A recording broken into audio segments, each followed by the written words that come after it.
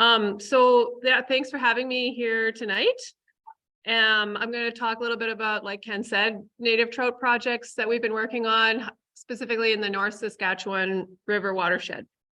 So this is, oh, it's not advancing, Ken. What's going on? Oh, now it is.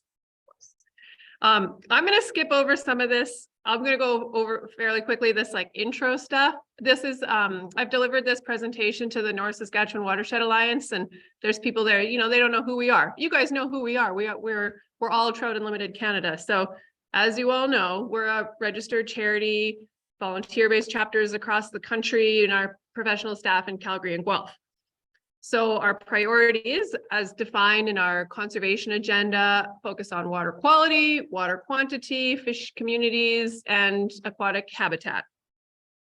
And our work really focuses a lot on conservation and restoration. That's what I have always been working on. It's all guided by science.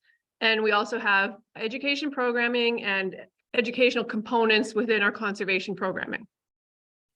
So specifically on the conservation and restoration side, the things that we're actually trying to do are things like reducing water temperatures, improving habitat, water quality, recovering species at risk, and reducing pollution and protecting habitat. So I'm going to focus on native trout because that's kind of been a big focus for us out of the Calgary office over the last number of years. And the three species that our focus has been on are Athabasca rainbow trout, West Slope cutthroat trout, and bull trout. So these are all native species in Alberta.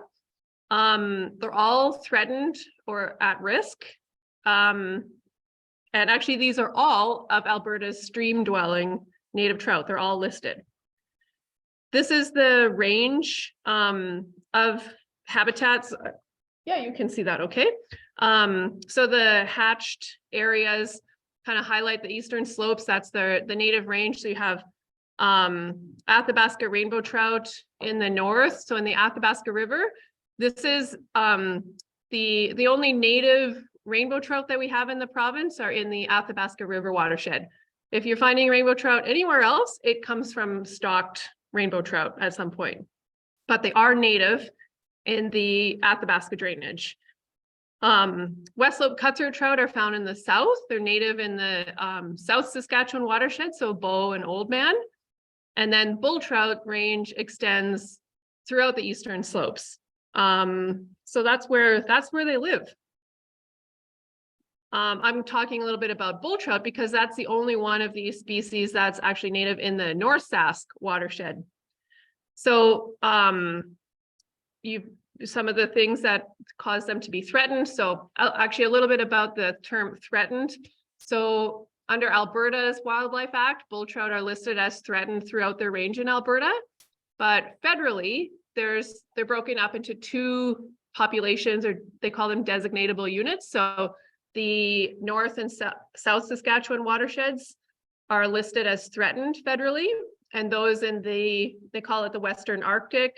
So in the Peace and Athabasca, those are listed as special concern, which is not as threatened, if that makes sense. So we have all these different kinds of listings, but for all intents and purposes, we'll just consider them all threatened. They're all at risk. Yeah, you have a question? What's the percentage of the line between threatened and threatened? Oh, there's a whole range of parameters that are looked at to determine whether something is special concern or threatened. And so the way it works federally, we have a group called the committee. It's called COSIWIC, Committee. What is the Committee of? I can't remember. Anyway, it's a committee of experts. They're non-government, and they get together periodically to assess a species. And they look at their numbers, their range, how it's changed over time. Is it kind of contracting the range? What are the different threats? And so they make a recommendation to the federal government to list or not to list, and then ultimately the federal government, the minister, makes a decision to take that recommendation or not. So the reason they have the northern population, so Peace and Athabasca, are considered special concern is because, frankly, there are less threats up there than there are in the South Saskatchewan. The range has contracted more, their numbers have reduced more, they're just more at risk of becoming endangered or extirpated or lost. I hope that answers that. So CIWIC is the Committee on the Status of Endangered Wildlife in Canada. thank you. So some of the threats that face bull trout, and this is very similar for Athabasca rainbow trout and West Slope cutthroat trout. We've seen range-wide declines over the last century, and this is due to current and historic threats. So things that have happened in the past and are continuing to happen today in some cases. So overfishing and persecution. We still encounter people that call them bush trout because they don't like bull trout, and in the past, maybe not anymore, but would catch them and throw them in the bush because they didn't like them. Habitat fragmentation. So we've got dams and culverts and things that block fish from being able to access their habitats. Habitat loss and degradation. So this could be because of water quality or a whole bunch of other issues. Competition and hybridization with non-native species, climate change, angling pressure. These all act together. So it's never just one thing. And just to give you an idea of their status, so this is a map that shows the historic adult density of bull trout in the province. So this is like a report card, and it's lumped together by watershed. So green is good, red is bad. So it wasn't like there was bull trout everywhere all the time historically. But this gives you an idea of kind of maybe what it used to be sort of pre-settlement, using the best available data and professional opinion and advice and notes from literature and angling reports and things like that. And this is what it looks like today. So you've got a lot of places where their adult density is quite low or completely gone. So this is kind of what we're working with. And as I mentioned, there's multiple threats that are interacting together to create this situation. And the provincial government uses a cumulative effects model to try and figure out how these different threats are interacting with each other and what is causing the problem specifically in specific watersheds. It's a little overwhelming. There's, you look at all those red polygons and you think, what are we going to do? How can we even start to try and recover the species? And we know that we just can't do everything everywhere. So that's where that model helps to zero in on where we may have the best bang for our buck, so to speak. And as an organization, we are not a regulator, but we can facilitate stuff and we can do stuff. And the things that we as an organization can directly address are things like habitat fragmentation and degradation. So that's what we're focusing on, along with, education and awareness and trying to build more allies, I guess, for bull trout and other native trout. So that's what we're doing. So we can't do it alone. So we work with a lot of other groups. Provincially, we have what we call the Native Trout Collaborative. And this started around 2019. It's provincially led, but we have partners from other NGO communities and groups that are listed up here. So we meet fairly regularly and we try to coordinate our activities. Everyone brings something different to the table. And so together we, stronger than we are on our own. A lot of the funding for this program has come from the federal government through the Canada Nature Fund for Aquatic Species at Risk. And that has been a huge, huge help to bring us all together and get work done. Yeah, FRI research. It used to be called the Foothills Model Forest, if you remember that. So their head office, I guess, is in Hinton. There's a bunch of different member groups to FRI research. A lot of it is like industry groups that are part of it. And they do a variety of research. They have a fish and water program that is, pretty active and Their focus is research. Yep. Yeah, so in the North Sask Basin, well, let's look at provincially here. We have a map that shows some of the priority watersheds. So I mentioned we use modeling to help us determine where we should do work. Like where instead of kind of sprinkling pixie dust everywhere and hoping for the best, we're trying to really coordinate and direct our efforts to actually do something. So I'll talk tonight about the work that we're doing in the upper Clearwater specifically, and a little bit in Fall Creek too. So yeah, here's the North Saskatchewan, kind of right there in the middle. So I mean, a lot of times, you know, okay, sorry, we're looking at different tools to help us identify projects. And there are models, you know, that identify maybe in whatever watershed the main threats might be sedimentation and fishing, for example, or maybe it's fragmentation. We still have, that's not predictive. It's not telling you like that is the problem. It's saying maybe this is the problem. Maybe you should check it out. So we actually have to get in the truck, drive places, put our waders on and get out there and look at stuff. And that's how we, you know, ultimately decide what we're going to do and how we're going to do it. So sometimes we're always on the lookout for stuff all the time. And, you know, sometimes we see things like this sedimentation, and this is just runoff from, in this case, a trail. Sometimes models will help us predict where to go and look for this stuff, and then we can identify and prioritize. And sometimes it's just looking out the truck window. So it's a combination of that stuff. In this case, this picture, this is a pretty easy fix. I'll show you a little bit about how we approach things like that sedimentation from trails. So here is a set of trails. This is in the Tay River watershed. So the trails, there is no designated trail system here, but we work really closely with public lands to identify, okay, you know, if there's problematic trails that are causing issues to water quality or fish habitat, can we do something about it? And if they say, yeah, do something about it, then we're going to do something about it.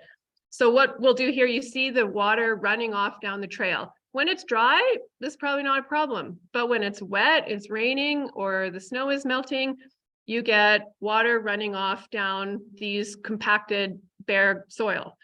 So you have an unauthorized or, you know, trail, it's not managed or anything. It's compacted, nothing grows here, and you get erosion, and then you have surface runoff that's connected to a stream. So what we do, we do what's called rough and loose. And this is a technique that, you know, use an excavator typically to, you know, fluff up the soil and make it rough and loose. This helps to allow water to infiltrate into the soil instead of running off into the creek. And it also serves to discontinue motorized use if that's part of the objective. Here's another example. So again, you have water runoff, you know, could be hundreds of meters, and the water kind of picks up speed and power as it runs down a hill into a creek, delivering all that muddy water. So we're breaking this drainage, this watershed, into a bunch of micro watersheds. So here's the rehabilitation drainage area. And then what we do is make little micro watersheds is one way of looking at it. So when it rains or water is flowing down the hill, it soaks into each one of those little pits and gets into the ground rather than running off into the creek. Maybe I'll pause. Does anyone have any questions about that? Yeah, Lesley, when you're doing that one, Yeah. you know, those trials are really important. I think among the whatever. You find a lot of conflict of people coming up and, you know, yelling at you for messing up their trails. Yeah. So for those online, Peter asked if we run into conflict from motorized recreational users for, you know, messing up their trails. Sometimes, yes.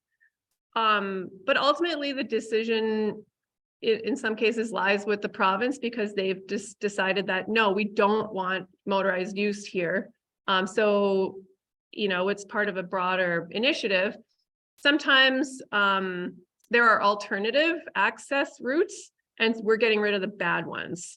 So that's kind of the ideal. Sometimes we're actually building trails or realigning trails to get them out of the creek and away from the creek. And so, and we work with the off-highway vehicle groups in a lot of those cases, the local groups, and we've also worked with the provincial Alberta Off-Highway Vehicle Association. So we're trying to find solutions. We're not trying to be the bad guy. We're trying to work towards a solution that works for everybody. Maybe isn't perfect for everybody, but it works. So here's an example of a project that we did several years ago in Rocky Creek. So this is a tributary of the Clearwater. You got habitat for bull trout are spawning, rearing in here. We worked with the province, identified a high density of unbridged crossings in the creek. So in this case, it was more than 6 per kilometer. So can you build 6 bridges per kilometer? I mean, maybe, but that's probably not really effective. So in 2017, we were out there, we found trout stranded in vehicle tire ruts. In this case, it actually triggered an emergency, which was kind of a unique situation. We did a fish rescue, got those fish out of those trails. This was right before kind of freeze up, moved them into deeper water, overwintering habitat. And then the rehabilitation work in this case started basically immediately. So just to kind of orient you, there's if you know where the Cutoff Creek staging area is, that's the yellow, you can see that, I think, okay? Yeah, green, I guess, area. This is the forestry trunk road here. So this area was all kind of the project area. We did a bunch of willow staking and we did some bank reclamation. So we did some of that rough and loose stuff that I described earlier, but also some, these are called log crib walls. So it's essentially putting these logs, stacking them up so that you're kind of rebuilding the bank with those logs and wrapping soil in like burritos made of coconut matting and planting willows and grass and stuff like that so that it greens up. This was really cool because the province initiated a study around this project. And so they did what's called a BACI study, which stands for before, after, control, impact. So they had like sense of what the fish population was like before, and then for 5 years after rehabilitation. And at the same time, monitored a few reference reaches. So places where work wasn't done, so that we could make a comparison of whether or not the work made a difference or not. And this data, this actually only shows 3 years of data, but now 5 years of monitoring is complete. And it shows that it did work. There are more and bigger bull trout in Rocky Creek after doing this work. So that's really exciting because it demonstrates that it can have an impact. But it's not all about trails. So some of the work that we do is, you find incised or down cut channels with no structure. It could be because streams were diverted either intentionally but because of flooding and things like that. It could be because there's no beavers where maybe there used to be. It could be because of livestock impacts or things like that. So sometimes we're looking at all these other issues. And I want to talk a little bit about what actually makes a healthy trout stream. And you may have heard of the 4 C's in terms of healthy trout habitat. So you need cold, clean, connected, and complex. And that makes really great habitat. So trout are cold water species. So that's kind of a no-brainer. Connected means not only fish can move up and down and access different habitats, but we have this picture of a beaver dam in here, and this may look like the opposite of connected, but there's other connections that are happening when you have a scenario like this. The water is becoming connected to the floodplain, and the soils and the riparian habitat are connected to the stream. So there's more to connectivity than just fish moving around. Complex suggests that fish need different types of habitat for different parts of their life history. So they need deep water for overwintering. They need slow water with hiding cover for rearing when they're little babies. They need hiding cover from avian predators. They need complexity. So cold, clean, complex, and connected. I'm not going to get too far into this, but this is one way we kind of look at streams as being in a process. They're not static. Streams are always kind of evolving and changing, and but sometimes they get stuck in a sort of unhealthy state. So here's an example of this. I'm not sure how much you can see there, but essentially this is, you see how this box is kind of pulled off to the side. It's sort of like has been taken out of the cycle, the natural cycle of a stream kind of evolution, because it's down cut. It no longer can access its floodplain. As water speed and velocity and volume picks up, it's going to erode down and down and down, rather than the water dissipating over the floodplain. And so this becomes kind of just stuck unless you do something about it.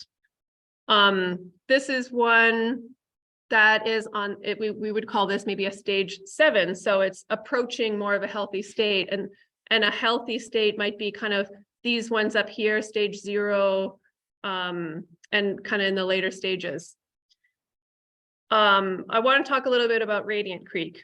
So Radiant Creek is also in the upper Clearwater. If you drive along the Forestry Trunk Road, you may cross Radiant Creek, southwest of Rocky Mountain House. Oh, it's over here. So this is the Forestry Trunk Road here. And the blue line on the map is Radiant Creek. And this is from like a GIS hydro layer, like a map layer that shows where the creek is. So this is kind of our project area. And zooming in a little bit closer. And there's the trunk road here. So I'm not sure if you can tell on the map. I think you can. Where the map says the creek isn't where it actually is anymore. It probably used to be, but at some point a flood event likely occurred. And what happened is you have, so as I mentioned, in a flood, water, the stream is looking to dissipate the energy of flood flows. And so that's why you have a floodplain. The water spills out into the floodplain and everything kind of slows down.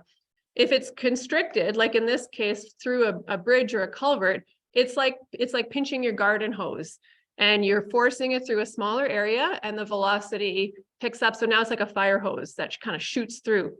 And so what happened is, where the creek maybe used to meander like this, now after coming under the bridge, it's kind of just a straight shot. So you've lost length and complexity because of that.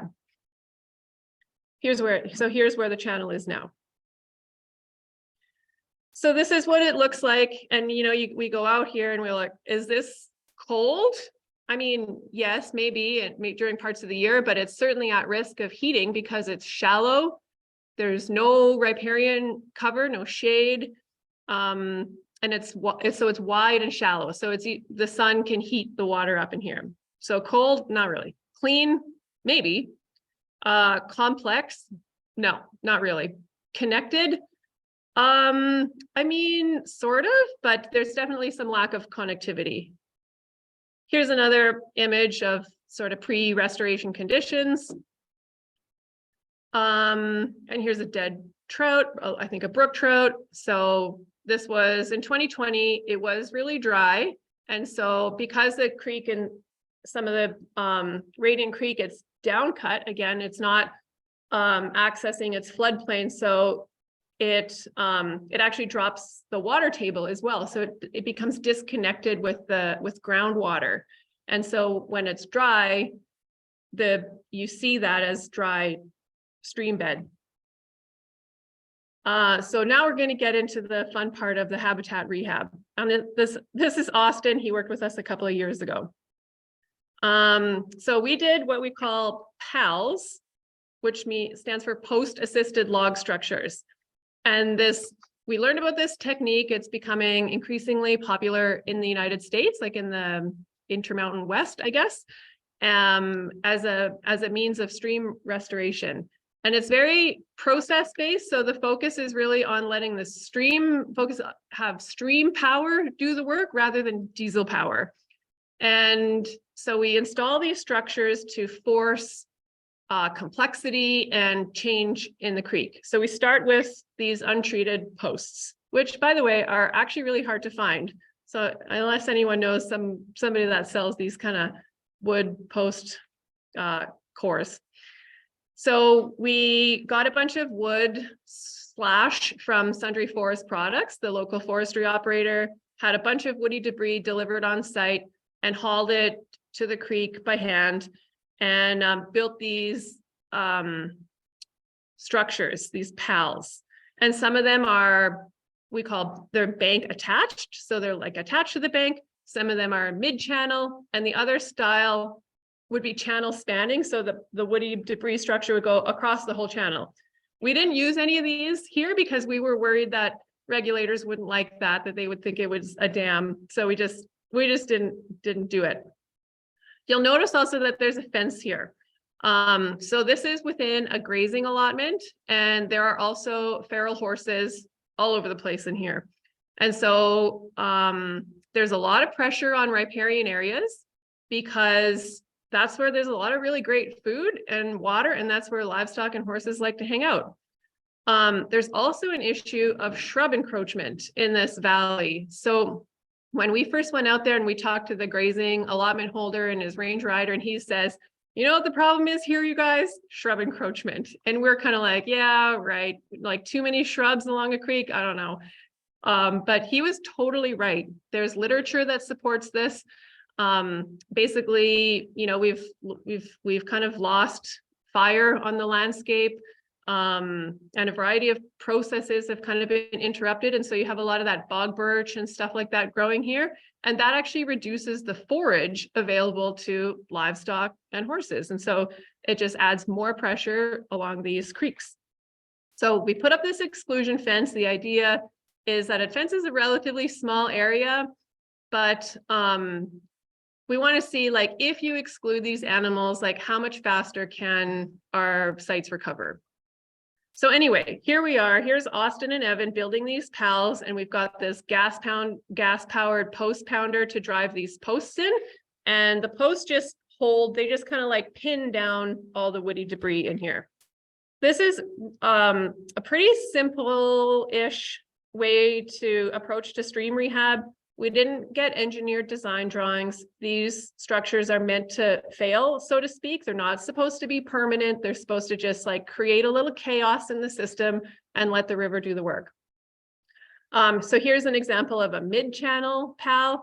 And this is kind of mimicking, like, if you have a big tree that falls in the middle of a creek and the root wad is maybe like pointing upstream and other stuff, you know, gets caught in here and it forces the stream to do different things. So this is shortly after installation. I'm going to show you a little time-lapse video of what happened when we got a really high water event last year. And we were just so excited about this because that's what we wanted. You know, we wanted the river to do the work. And so you need those high flow events to make things happen. So so the water really shook things up. So let's see if this will play. This is just over like 24 hours or something. So you see the water come up, it like lifts the wood up, starts redistributing things, and you can see some like sod get placed in different places. And yeah, it really changed things just in a really quick amount of time.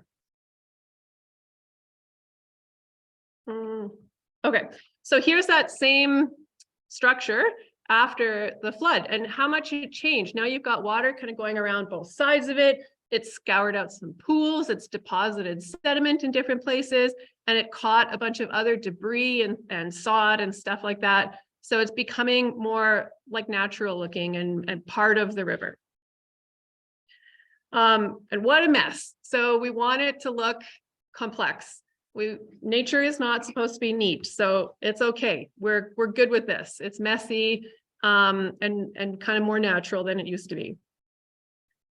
And this is really cool too. You can see the sediment deposition.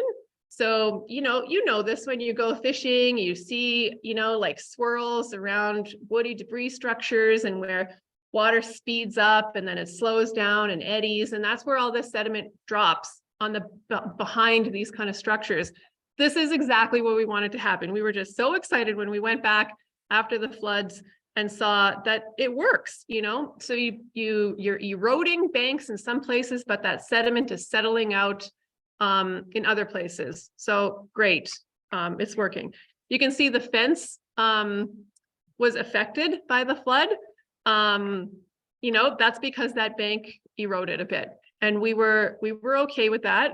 We went back and fixed it all up, but it just shows those natural processes at work. If you remember, this stream changed from a meandering kind of snake-like river to a straight channel. We are okay with creating some meanders here because we want that complexity. So here's looking at it from the top. So this is from 2020. This is before we did anything. We got some really great imagery. And this is what it looked like in 2021. You can see those structures in here, these like piles of woody debris here, up here. And you can see how the channel changed as well. I'll just kind of flip back. You can see that again. So it's shallow and wide, and now we have more depth and complexity. This is, oh wait, let me back up here. Oh yeah, this is right after, sorry, this is right after installing these things. And this is after the high water event. So the structures changed, the creek changed, and this is roughly kind of where the thalweg is. The main flow is that blue line. And it created all this change in the creek. This is just kind of like showing a little bit like a before and after kind of thing. Anyway, here's another way of looking at it. This is before, and you can see the old channels really clearly in this image, which is really cool. But remember that the actual the channel kind of just flows straight down the middle. So these arrows point to where the pals were. And this shows after. So, I mean, it's kind of hard to see, but you can see stuff changed. I'll pause. Does anyone want to talk about Radiant Creek? So yeah, did we do something about the bridge? No, we didn't. The bridge is in good shape. It's fine. Well, yeah, but that's kind of a tough one because, you need to get people over the creek, and I think it would be extremely expensive to build like a bigger bridge. So I think the best we can do is just kind of work with what we've got and do this work, try and get the creek in a little healthier state. And this was just we only did work downstream of the road, but we are looking upstream to see if we can do more because it looks kind of horrible upstream of the road as well. It was a little bit of an experiment, I guess. We wanted to see, like, we've never done this specific approach before, so we wanted to see how well it works, work with the allotment holder. He wasn't keen on fences. We wanted to try it, so we met kind of a compromise of that very expensive panel fence, which we can eventually move. So it's kind of a bit of a learning process. But yeah, you're absolutely right. Like, the bridge was one of the things that caused the problem in the first place, on top of the grazing and the activity. So like, I think that, and this is just a hypothesis, but it's really hard for streams to recover when there's kind of pressure all the time. So in the absence of any, animals, shearing off banks and eating fresh growth, it's really hard for them to recover without a little help. So yeah, that's what we're trying to do. Okay, so I'm going to talk about Cutoff Creek now. So this is another tributary of the Clearwater River. kind of, this is maybe not the best map, but again, I'm just sort of orienting you. So this is upper Clearwater. A few years ago when we were doing work on Rocky Creek, which was nearby, we were camping at the staging area, the equestrian staging area at Cutoff Creek. If you've ever been there, if you haven't been there, it's gorgeous. You should go. It's just a beautiful spot. Nice little creek. You know, you can see big bull trout. Here's your fishing tips for the night. Big bull trout like in the creek. I think they're resident in there. They definitely spawn in there. It's crystal clear. It's just a real beautiful spot. So anyway, we noticed there was these fords crossing the creek. There's a designated trail system. There's a kind of a loop trail that goes from the staging area. One trail goes to the south and one to the north, and they go up into the wilderness. A lot of so off-highway vehicles use the trail, but also horse and buggy users, so and equestrian. And the equestrian users, I believe, use the north trail for the most part because it's in a little bit better shape for buggies. And there was a bridge here at some point. Some industrial operator had installed a bridge at some point, but a lot of those cases, the bridge gets removed after the work is done. They put temporary bridges in, which is great. They do, you know, they're crossing the creek with bridges, using with their equipment on bridges. But the problem is typically what happens in this province, when the work is done, the bridge gets pulled and then the trail still exists, and the recreation users and grazing allotment holders or whoever is using those trails then continue to just drive through the creek again. And you can see how wide how much it changes the channel. So the creek, it's hard to tell. Well, you can see a little bit at the downstream end here, and at the upstream end up here, it's quite narrow otherwise, but it becomes very wide where it's used as a ford. And then you get all these kind of notches and this damage in the banks as well. So we thought, you know, if the province is going to have a designated trail system, they should bridge it. So we asked them, and anyway, long story short, we figured out a way to make this work. The province granted us money. We bought a truck bridge. Sundry Forest Products installed the bridge and did the reclamation work on the banks. And we managed the reclamation work, and we let Sundry Forest Products kind of handle the bridge installation. So it was a good partnership, kind of recognizing that this trail is going to exist. It's going to be used recreationally for years to come. And for a period of time, it will be used by industrial users. They're going to put a bridge in eventually. Why not just make it a permanent bridge? So that was the story with Cutoff Creek. So this was the design.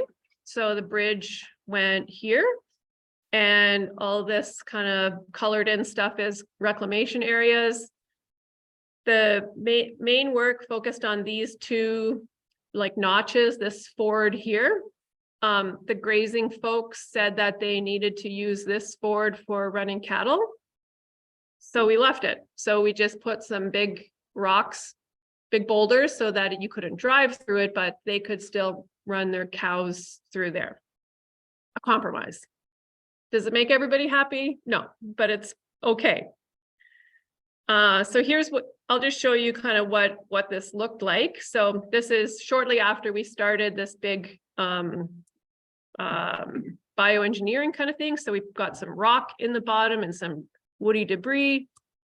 And then we kind of build it up. We put some more trees, some root wads in there to face into the creek, starting to build sort of that log crib wall. So that's with these logs here. We've got more rocks. And then eventually you kind of build these like soil wraps, which is just this coconut matting with soil underneath. So it's kind of like a bunch of quesadillas stacked on top of each other, full of soil.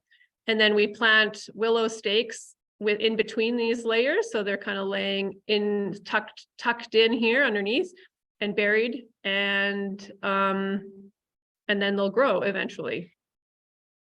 And then this is how we handled the other fords that are to be used by cattle, but not motorized vehicles. And you can see the bridge in the background is quite big. There's the bridge. So, I mean, ultimately, would I have liked to have fixed the other fords? This one here, this big one, yeah, but we couldn't do it last year. Maybe down the road we can. We'll see. It's baby steps. I think it was a successful project nonetheless. And I think that's all. Oh yeah. So the last little bit I want to talk about is kind of communications efforts. And how are we doing for time? Okay. So we have, through the Native Trout Collaborative, we have a communications subgroup, and we now have an Instagram handle. If you are on Instagram, it's Alberta Native Trout. And we, doing outreach at, sportsman shows and things like that. We've also done some signage, these stream crossing signs. We've worked with different municipalities across the province, from Grand Prairie and Northern Sunrise down to MD of Pincher Creek and Clearwater County and the town of Pincher Creek, to put up these signs. And the idea being to just identify native trout or grayling habitat. And we modeled this after the signs that you might see in British Columbia with the yellow fish on it saying like critical salmon habitat, protect our heritage and things like that. And British Columbians are so proud of their salmon. And so we thought, we can do this. We can instill some pride in our native fishes in Alberta.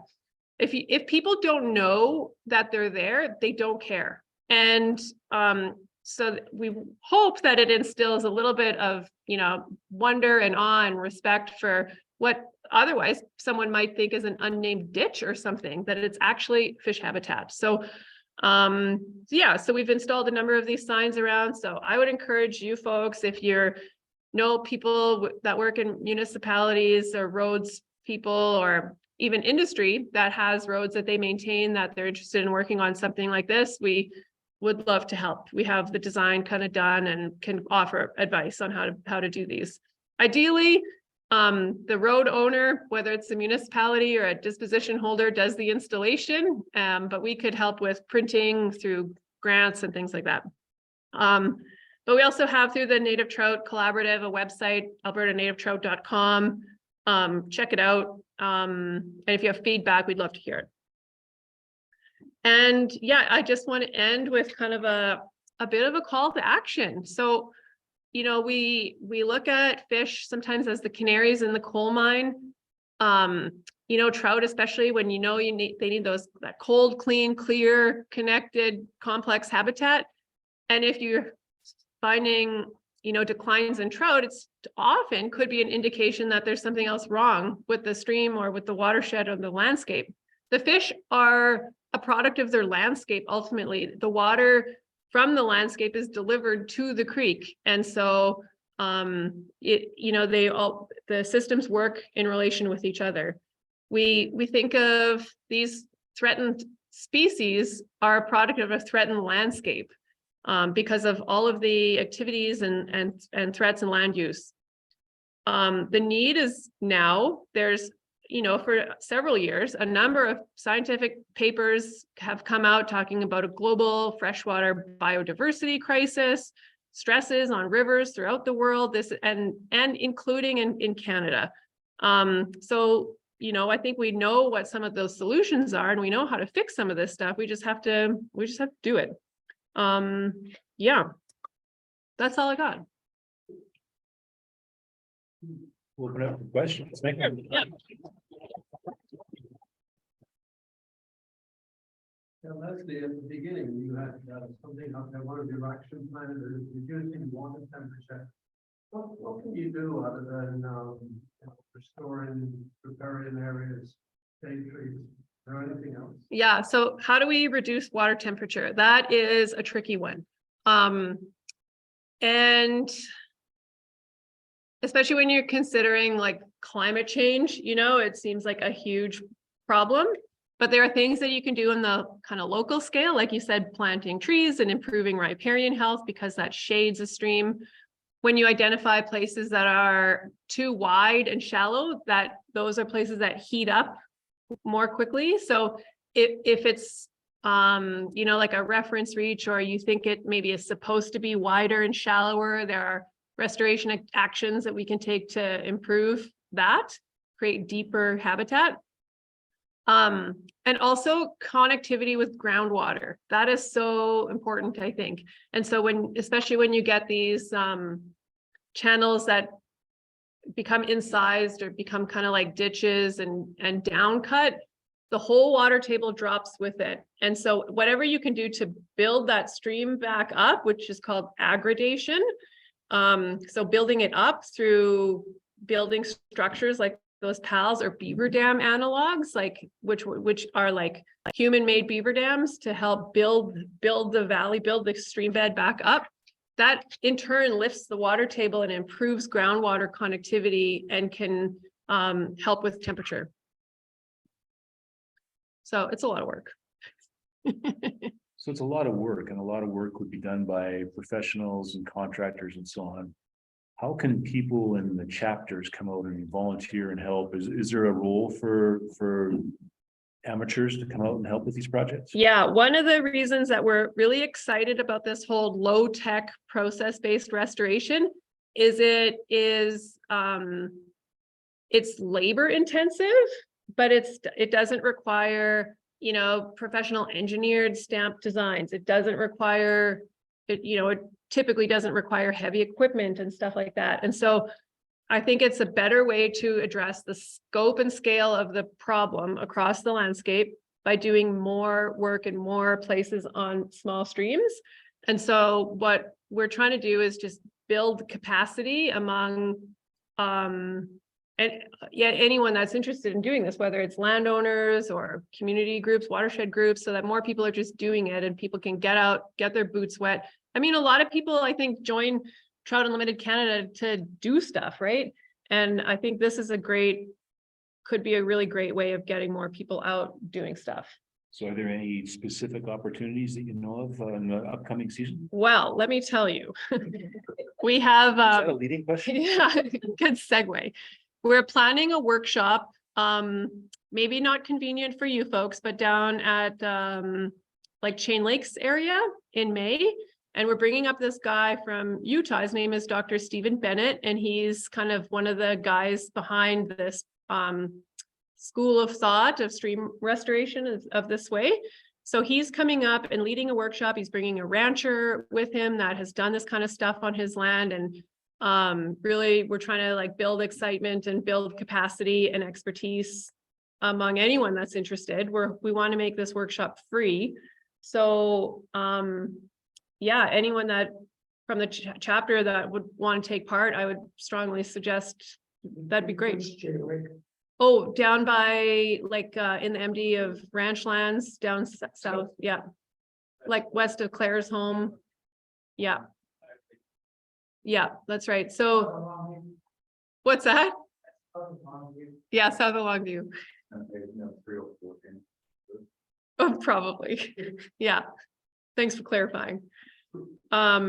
Yeah, so that would be the idea is a 1-day kind of classroom session, and then 2 days in the field, going out and identifying sites and, you know, like figuring out how to plan sites, and then 1 day of actually building structures in a creek.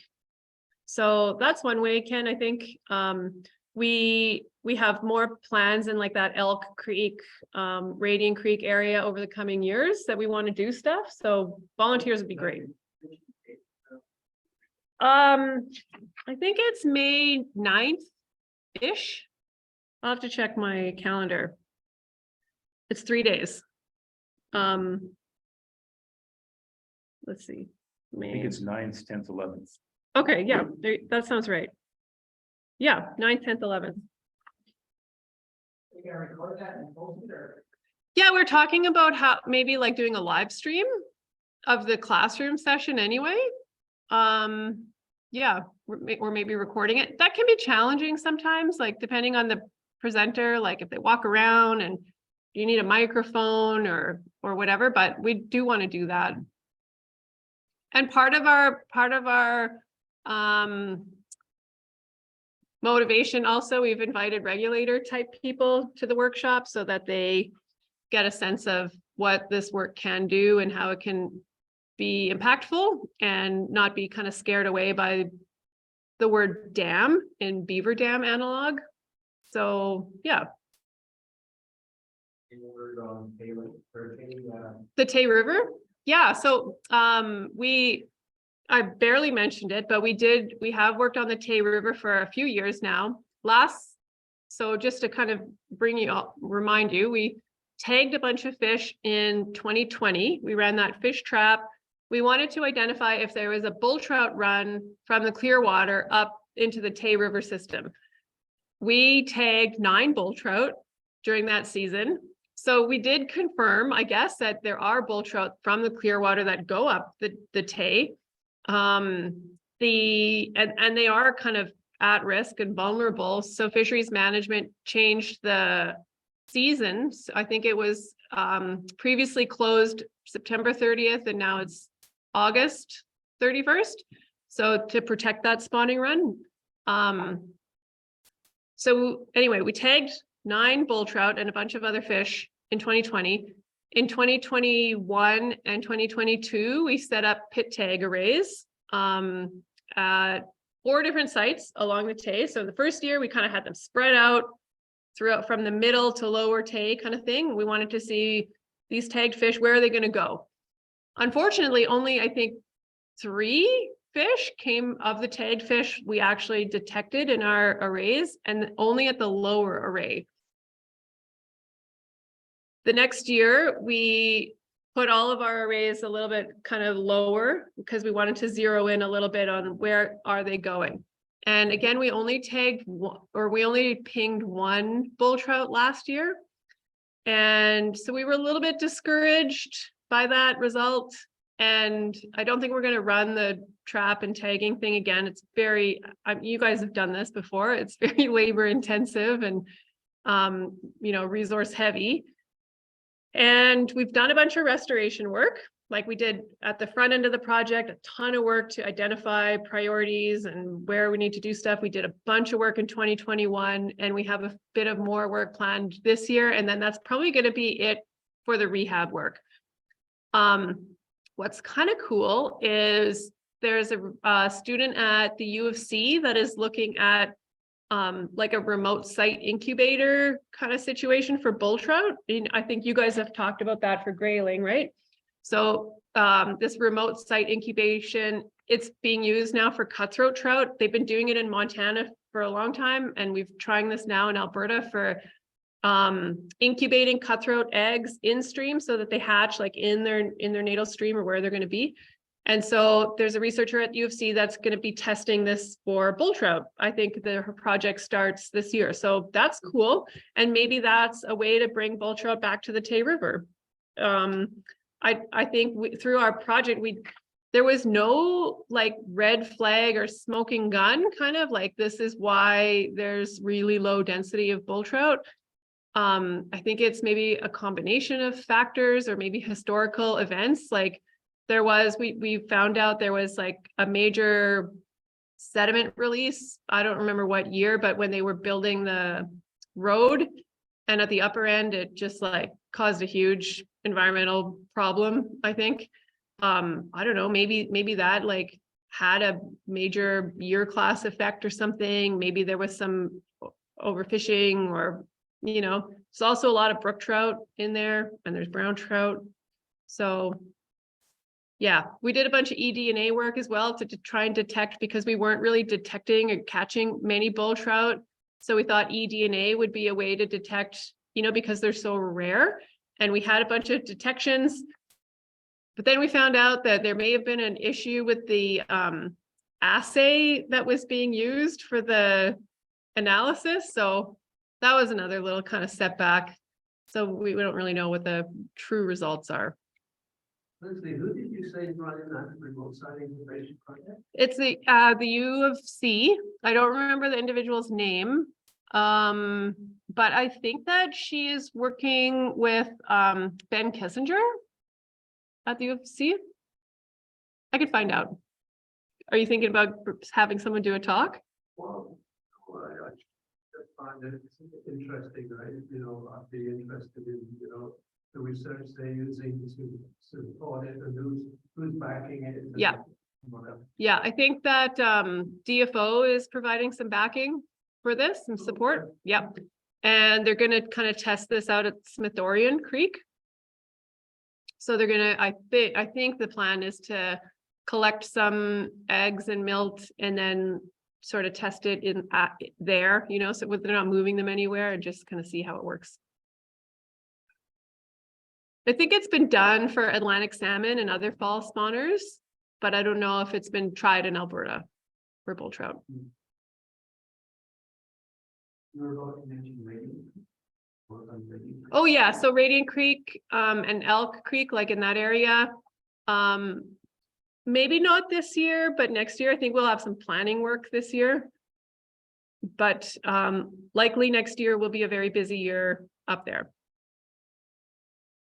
Yeah. So TU staff are located in Alberta and Ontario. What, is there much happening in the other provinces, you know?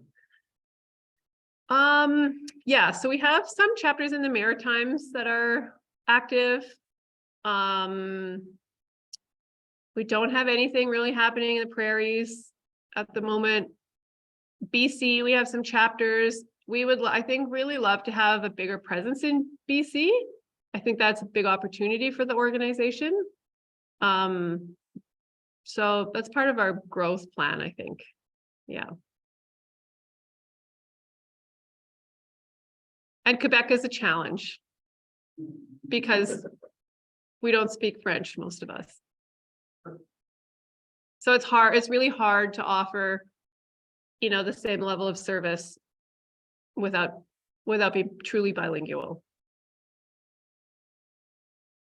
Got a question about one. Yeah, it's okay. Down south, Pablo gave them back a well, right? From where? Oh, Castle River. Oh, the Castle Park. Yeah, I can't remember if they did open up some trails. They're phasing out. I don't remember the status. Well, I just wondering that Canning is having that positive effect on streaming. Yeah, so has banning them had an effect on the streams? I think it's hard. I don't know. I don't know if that's being measured, to be honest. Yeah. You know, so after they made a bunch of changes to they created the castle parks and changed that, and then they created the public land use zones down south, the Livingston Porcupine public land use zones. They designated trails where previously it was essentially a free-for-all. So those trails became designated. I mean, part of the problem was some of those trails were never designed as trails. Like we're doing work in the Trout Creek watershed, and the trail goes through the creek for, you know, a while. And I mean, that's not a great designated trail. I think we could do better than that. So, you know, there's still work to do to fix stuff. Which Trout Creek? In the Porcupine Hills. Yeah. Again, how many trout creeks are there in Alberta? Yeah, there's probably a few.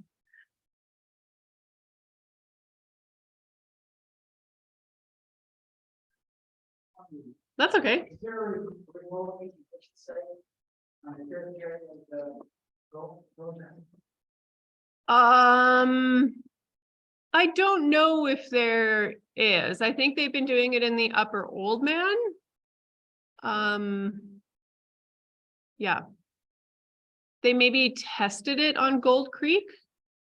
But I'm not sure if that's like ongoing.